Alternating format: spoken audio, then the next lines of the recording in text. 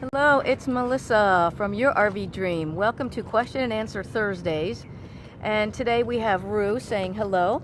I am filming this morning from my dad's pier overlooking the Chester River on the Chesapeake Bay in Maryland. So just wanted to say hi from Rue to everybody. She's a little afraid that she's going to fall overboard. So let me put her down. There you go. And then Tigger's here too. He wants to say hello to everybody too. Say hi, Tigger. Hi, everybody. Good to see you guys. All right. Okay, put them down. They're fine. They're good to go. So this morning I had a few questions after the last video about some things that I deal with personally. Oh, there go the dogs barking. So here was a question that I had, and actually it's a bunch of questions all kind of rolled into one. Did you have truck towing experience prior to buying your fifth wheel? Do you back into sites by yourself without spotters? Do you ever go to urban areas with that big ass truck you drive? Is it an issue there? How do you get into state spots with your BA big ass trailer? Is it difficult for you to haul alone, or do you have a partner to help? So let me kind of go through these questions one by one because it has a lot to do with the rig that I bought and the truck I have.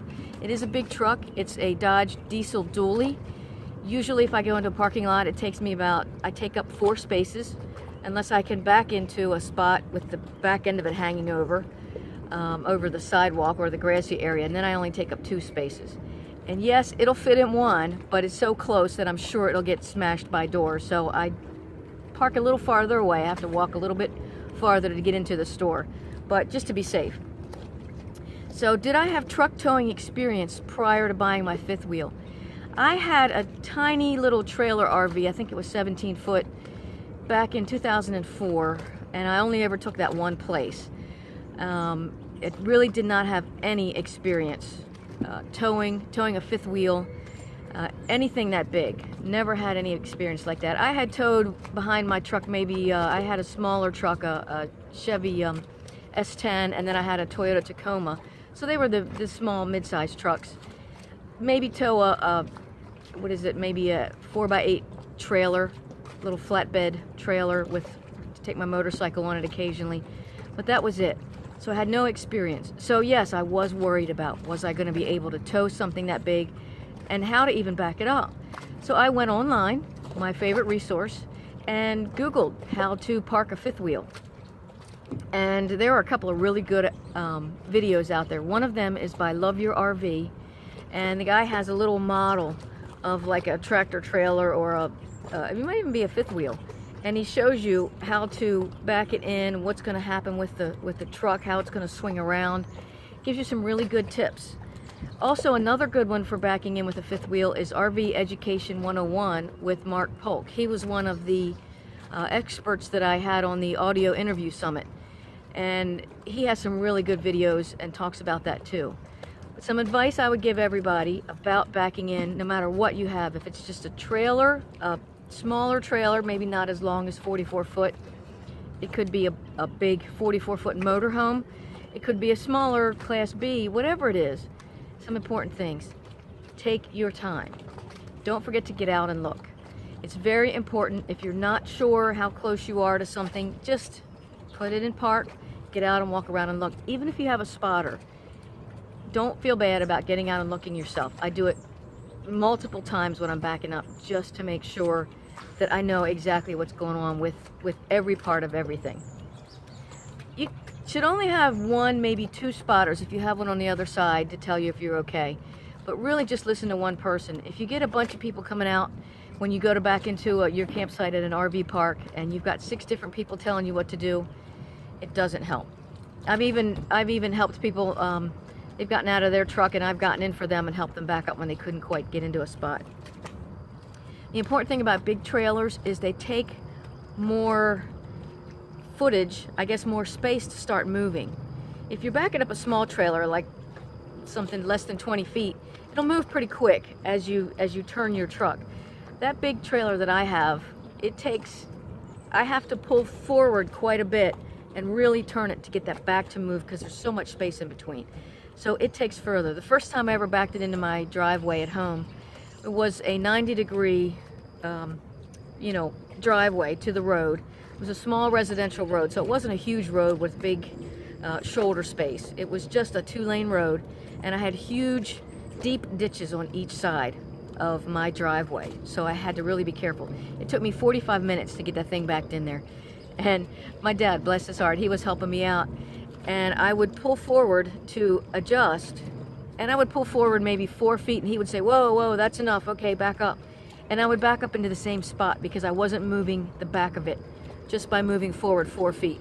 So if you're backing up and you need to move over a few inches to the right or the left, what you need to do is pull forward about 10 or 15 feet in order to move just that back end a few inches. So you'll figure it out. Biggest thing, practice, practice, practice. After it took me 45 minutes to back in the first time, and I did it incrementally, a little bit at a time, it was nerve-wracking. After that, I could probably, when I pull up and whip in there, it would take me 10 minutes to back it in after I'd done it a couple of times. So it really gets a lot easier with practice. And just make sure that you take your time. Don't be rushed. If somebody's sitting waiting to go by, they'll sit and wait. If you're in an RV park, they know what it's like to park. Don't rush yourself. Don't rush yourself also pulling out of your RV spot, because I've seen people be in kind of a hurry to pull out. They think they've got everything done and they whip out and they rip their awning off the side or something like that. Even if they're not in a hurry, just take your time. Take your time. That's the most important thing. And that's the advice I can give you about the big trailer. No, I didn't have any experience, and I'm just learning as I go along. So they also ask, do you back into sites by yourself without spotters?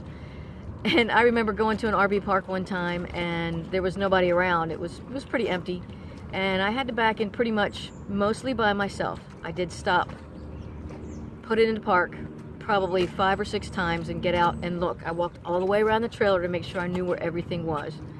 Later that week, somebody backed into one of the pedestals, and the water supply had to be shut off, and somebody had to come and fix the water supply. So you really don't want to make those kind of mistakes. You want to make sure you take your time. Finally, somebody from across the street did come out and help me, but I was already practically in my spot. So there might be times you have to do things by yourself. Get out and look. The word is goal. Remember your goal. Get out and look. Let's see. Do you ever go into urban areas with that big ass truck you drive? Is it an issue? And how do you get into state spots? Well, the truth is, my trailer and RV are probably too big to get into a lot of state parks and a lot of boondocking areas. I don't even go into Walmart parking lots. I went into a parking lot one time and barely got out. I had to actually drive up over the curb because they have all these curbs around, and you never know when you get in there might be plenty of space. Then all of a sudden a bunch of cars park in different spots, and now you can't make that big turn. So I stay away from those areas. When I go down to Florida or I go somewhere, I pretty much plan the trip, unless I'm planning to go somewhere in between. I stay on the highway. I stop at rest areas and truck stops because it's just less of a headache for me. I can pull right in, I can pull right out. There's always enough room. But just in case, whenever I do go to a truck stop, I always check it with my Google Maps satellite photo to make sure there's a nice big area. I like to park in the areas out front where the cars park. They usually have, if you go to a Pilot or a Flying J, they usually allow RVs to park in a big outside front lot or a different lot from the trucks, because the truck area can be very noisy. There's trucks coming in and out all night. You can have somebody parked to you that's running their generator all night. It's not the nicest area to park in the truck area. I have parked there, but I always try to find a truck stop with a big enough front parking lot that I can park out there away from everybody else. That's the big trucks that are making the noise. So urban areas, yeah, I stay away from those. If I'm not pulling my trailer, I can get my truck into urban areas. I'm not really worried about that. It fits in a regular lane pretty easily. I just have to be careful. When I first got the truck, this is important, I bought my truck 6 months before I actually bought the trailer, because I knew what I was getting. I knew the truck I wanted. The deal came available. I bought that truck, and I'm glad I did get it 6 months ahead of time, because it allowed me time to start driving that truck. Yeah, I hit a curb. I flattened a back tire by slicing it on a curb because I forgot when I made a left turn. front end was fine, but the back end was sticking out, and I hit the curb. So I'm glad that I got the truck ahead of time. You do have to be careful, and now it's easier for me to remember, now that I've had it for a while, that it does have a big ass. And you know, it takes a little bit of extra caution to drive it around. But urban areas with the truck itself, I'm not worried about.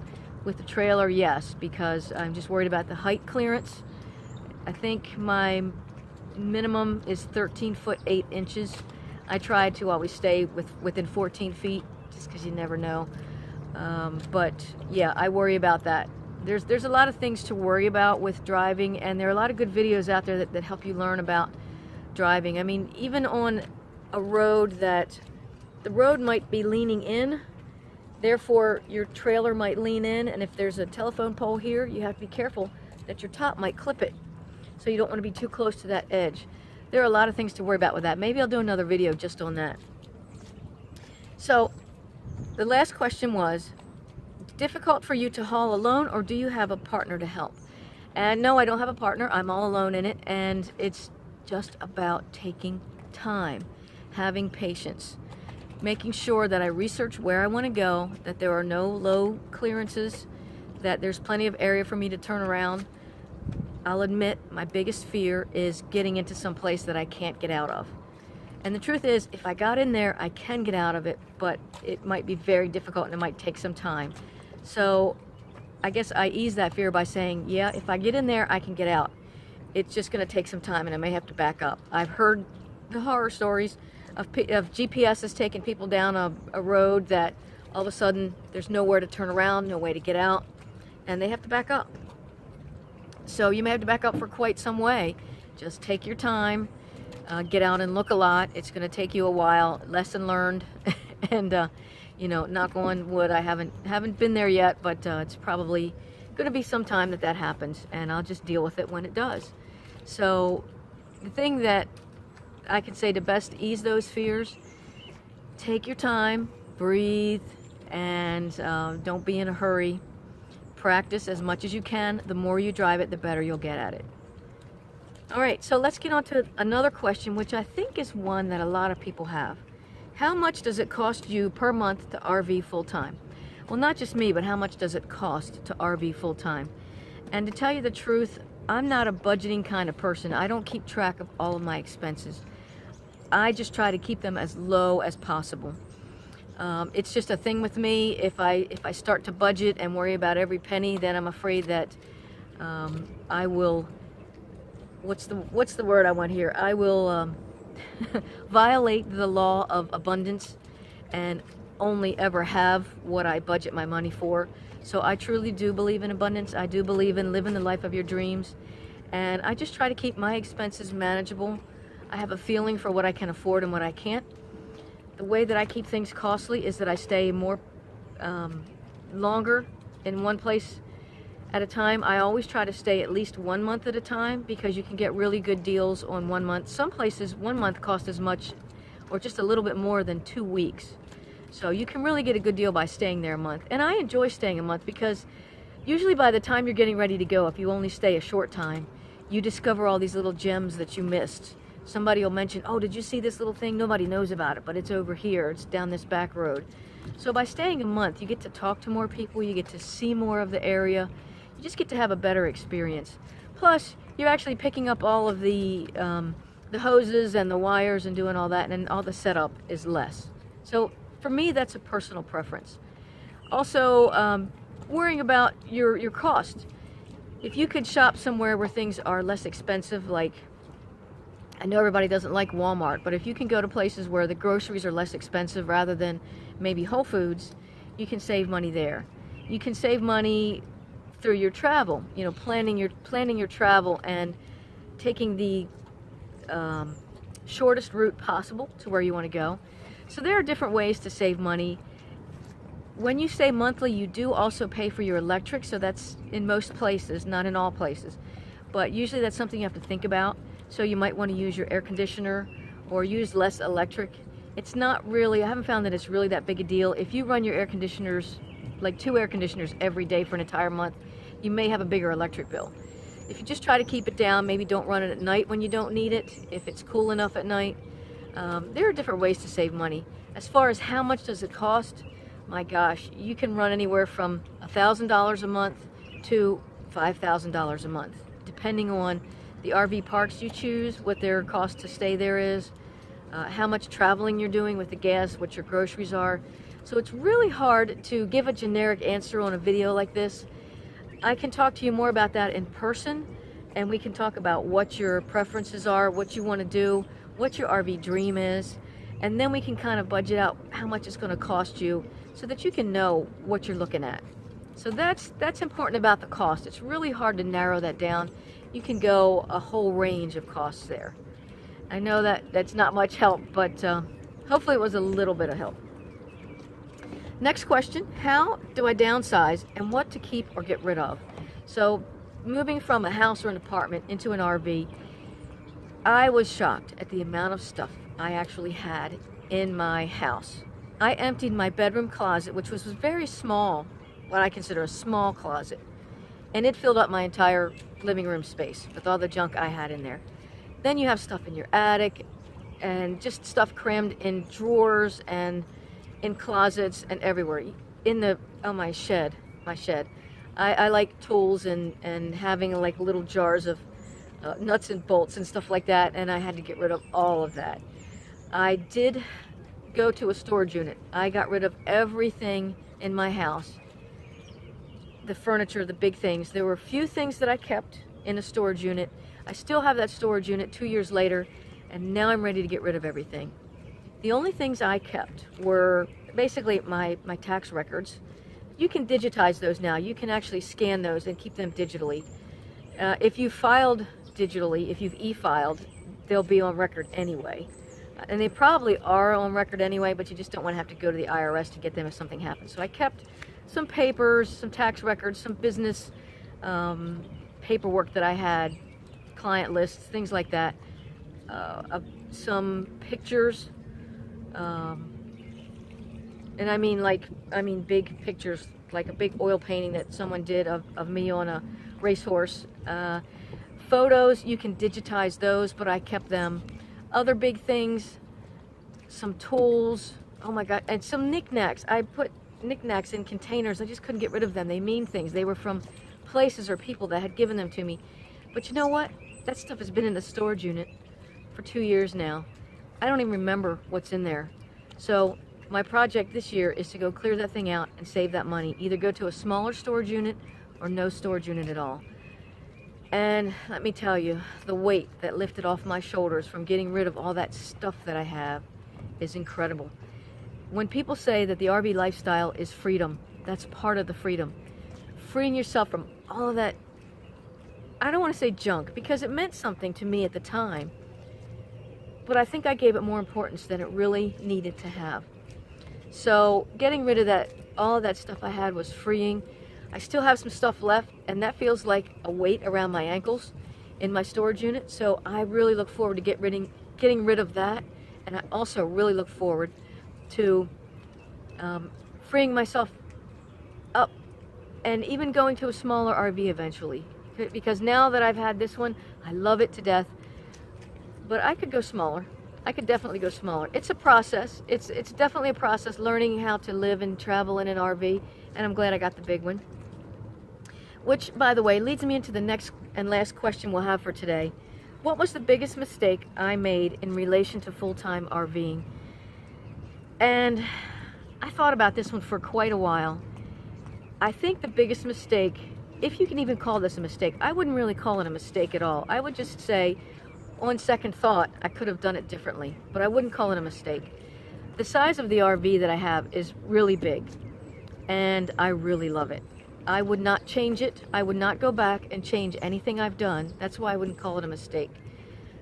But I didn't realize at the time that I bought it that I wouldn't be able to boondock. I wouldn't be able to go in state parks. Now, I shouldn't say that. I can boondock in something that big, depending on where I go. But it just takes a little more forethought and a little more preparation. I cannot fit in all the state parks. So that's not really a huge problem, or even all the federal parks. Let's say I want to go to Yellowstone and they don't have a place for my size RV. no big deal. There were plenty of places right outside of the park in nice little towns where I could stay and easily go into the park and see anything I wanted to see. They're not that far away, so it's not that big of a deal. So I would guess, I would just say that I didn't know the hindrances that such a large RV had when I bought it. I just figured, hey, RV parks take everything. When I schedule an RV park, when I reserve an RV park spot, I call up the RV park and I make sure I tell them I have a big rig, 44-foot fifth wheel toy hauler with 3 slides, so that they know, I'm like, what spots do you have for me to fit in? And usually a lot of the RV parks will only have a few spots available for something that size. So I may not get my first choice of RV park either. So it's just something to think about. I may not get my first choice of the spots that I want to park in. But there are thousands of RV parks out there. If I can't fit in one, or one park, can't get in there, there's another one that I can go to that's close enough by. So I'm not really worried about that. So I wouldn't call that a mistake. I would just say I wish that I had had more information, that I had known that before I got such a big RV, but I still wouldn't trade it in for the world. Eventually, I'll go to another one, probably a smaller one that I can take into more places and fit in. But right now, I'm not really worried about it, and I'm glad I have what I have. Wouldn't change it for anything. And don't let that stop you from getting a big RV. Don't let fear stop you. All it takes with learning how to drive something like that around is a little bit of practice and a lot of patience and some research, learning what to do and watching other people what to do. I learned by looking on the internet how to track the wheels, how to know how that RV is going to turn. It's a triple axle, so it has 3 wheels. So basically the center of that center wheel is the pivot point for my trailer. That's where it's going to pivot. So if I watch those tires as they go around the edge of a driveway or the edge of an RV park spot, I know where the back of that trailer is going to track. So there are all these little tricks and tips to learn, and maybe I'll have a video one day on RV parking and backing it in, and show you how I actually back my trailer in and what to do. Also, just to mention, I was just thinking about something that I learned is if you don't get it right when you first start backing in, don't get halfway in and try to inch it back and forth. Pull all the way back out and start backing it in again, because that'll actually get you in quicker and lined up better. That's what I do. If it's like, oh no, I can tell I'm off track, I just pull back out and do it again. And you want to get that track in there right. And that just means that's more practice that I had that time, and I'll be better at it the next time. So I hope I answered some good questions for you guys today. It was a pleasure spending some time with you here on the Chesapeake Bay, and I hope to run into a lot of you out on the open road pretty soon. So until then, wishing you safe travels, blue skies, and smooth roads. This is Melissa from Your RV Dream. Bye for now.